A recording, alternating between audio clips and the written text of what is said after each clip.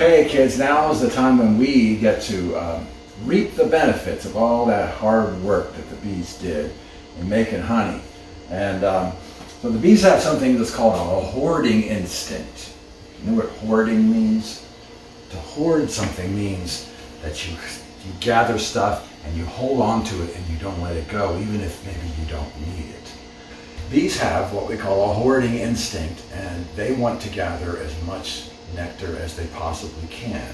And if it's a really strong hive, they will gather way more than they need to get through the winter, which is why humans, beekeepers, can harvest some honey, leave enough for the bees to get through the winter, and everybody's happy. Here we have a super of honey that I took off actually back in the spring.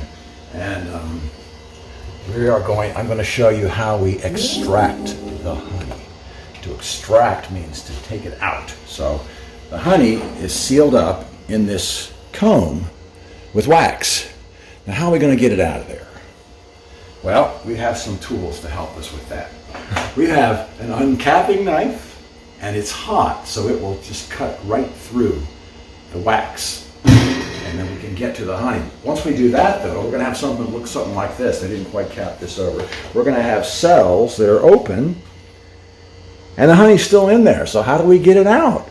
Well, we have another tool to help us with that. This is called an extractor. So we are going to put the frames, after we uncap them, we're going to put them down in here. And then when we go like this, they're going to spin. Now, what's going to happen, do you think, when they're spinning inside of this tank? If you will imagine for a moment that I took this honey thing, I'm going to try it right now, Mark. Went like that. It might splatter, Mark. It might get on the camera. We don't want to do that. So if it's in here, it's like slinging this thing around and the honey gets slung out. Hits the sides of this tank and it goes down to the bottom. And at the bottom, we have a handy little gate that we can open and close. And when we get enough honey in here, we can open this gate and the honey will flow into our jars. That's the plan. So let's get started. So, and I have this tub here to catch the wax when it falls off when I cut it with this knife. So I'm just going to go slicing up here. And I think I told you yesterday the wax is edible. And this is, we've got some old waxes, dark and tough and not that good, but this is fairly new wax, and I'm going to try a piece right now. That's really good. Maybe we can give you guys a piece of wax with honey on it on Friday. There's still a few little places that I didn't get the first time through, so I'm going to go back and clean that up a little bit. This place here, when it's sunken in, it's really kind of a pain to get in there, but this hot knife makes it easier. Okay, that's uncapped pretty well. We don't have that much honey on this side. Actually, these places that aren't capped over don't have anything in them. I discovered when I tried to splatter mark. I think that'll do it. Okay, we have our first frame ready to go in the extractor. So I'm going to stick it in there. And this is a two frame extractor. They make, the commercial beekeepers have 16, 24 frame extractors. They do a whole bunch of them at once. Okay, here's an example of a darker honey and an older comb. So I like this one. This is going to be nice for cutting off the waxwood because it's fat. See how it's sticking out beyond the wood? So we can just run our knife right down there and very easily. We won't have too much doubling back to do. Boy, this is way darker, isn't it? Look how dark that is. Now the color of the honey depends on what flowers they're getting it from. So this could be a different nectar source. Darkness, if the wax is dark and old, it darkens the honey too. So that could be part of the reason this is so dark. But I've never tasted a honey I didn't like. So dark honey, light honey, all pretty good to me.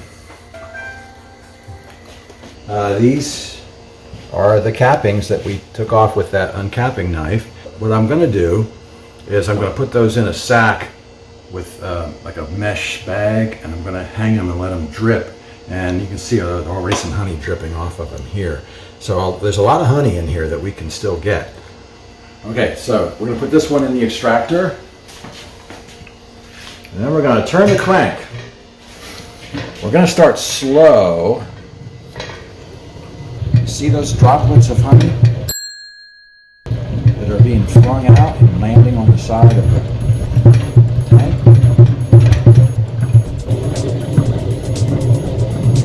If any of you were ever involved in the lettuce cleaning operation that we do in here, this is very similar. We have a salad spinner that works on this same principle. Only for the lettuce, after we wash it, we put it in the spinner, and we're not trying to get honey out of it. What are we trying to get out of it? Water. Yeah, water. Okay, now it's not done on that side, I don't think, but I like to do a little bit on one side and then flip it, and then do the other side. So once most of, or a good bit of the honey is out of one side, then you can go faster. So we're going to give it a faster spin this way.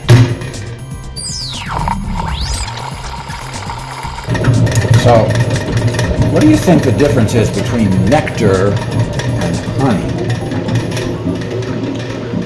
Bees collect nectar from the flowers. Flowers don't make honey, bees make honey. The nectar is this thin, watery, sugary liquid. It's like sugar water, really, but very, I mean, it's not thick at all. And so the bees collect this nectar, and the way they turn it into honey, it's really pretty amazing. They collect it in their mouths, and then, this one may make you not like honey, but it doesn't bother me at all. They spit it into the cells. So, and when they do, it's mixed a little bit with some chemicals in their mouth. So you want to call it bee saliva. I don't know that it's really saliva, but anyway, there's some chemicals in the mouths of bees that help to transform this sweet nectar into honey. And then they have to get all the wateriness out of it. So in order to do that, they set up this system where a bunch of them will be fanning their wings all throughout the hive, sending air flowing through, and that evaporates the excess moisture and makes what is becoming honey thicker and thicker. And when it gets to a certain thickness and it's just right, then they cap it over with that wax. So I did that side pretty thoroughly. And there's not much from the way of honey left in there, so I'm going to turn it over and do the other side one more time, good and fast. And then we'll be done with these two frames.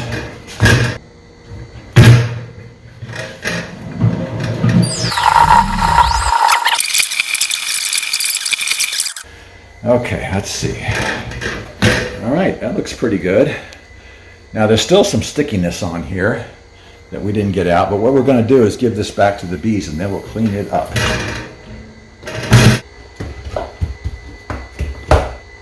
Next, so looking fine. That's the honey we extracted. We're going to test out our honey gate and see what comes. I don't know what's going to come out of here. It's going to be, whether it's going to look like it needs to be filtered, or it might look pretty good. I don't know, but let's see what comes out of here. That looks pretty good.